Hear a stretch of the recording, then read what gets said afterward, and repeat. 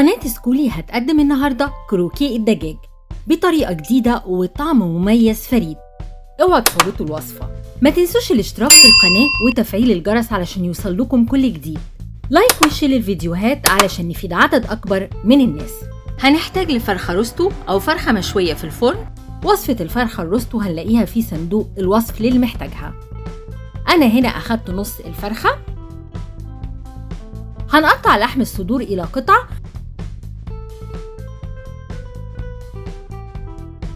هنقطع الجلد ليه شرايح وبعد كده قطع صغيرة. الجلد بيدي تيست حلو وممكن الاستغناء عنه. ممكن استخدام الفود بروسيسور، بس احنا عايزين الفراخ تكون متقطعة خشن، ما تكونش مفرومة ناعم ابدا.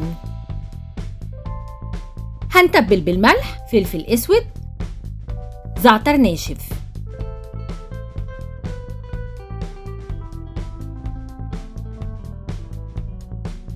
هنغلي كوباية من اللبن وهنسيبها على جنب.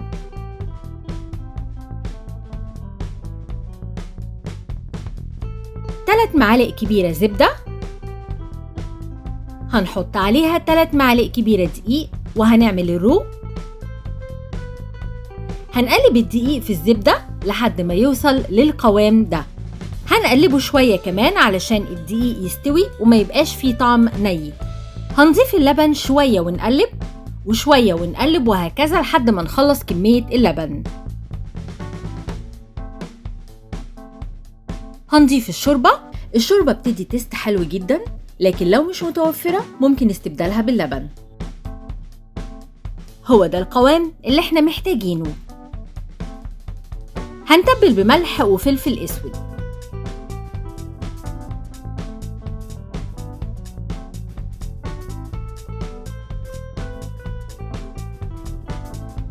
هنضيف البشاميل للفراخ المتقطعة وهنخلطهم مع بعض كويس.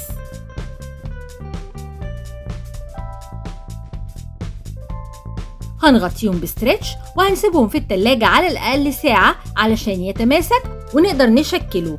بيضة هنحط عليها شوية لبن ونخلطهم مع بعض.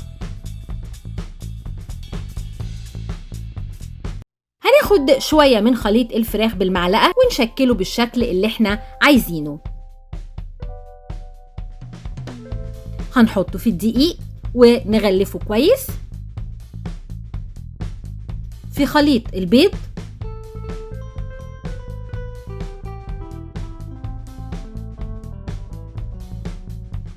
هنغلفه كويس بالبانكو بريد.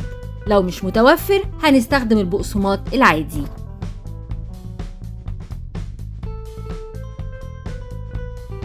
في زيت غزير ساخن هنقلي وحدات الكروكي اللي عملناها لحد ما تحمر.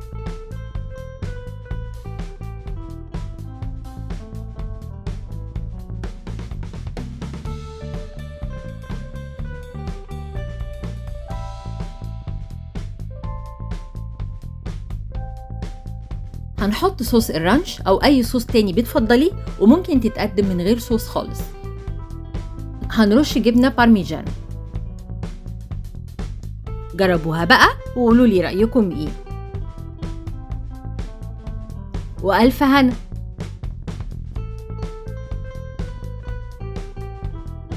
أشوفكم في الفيديو الجاي.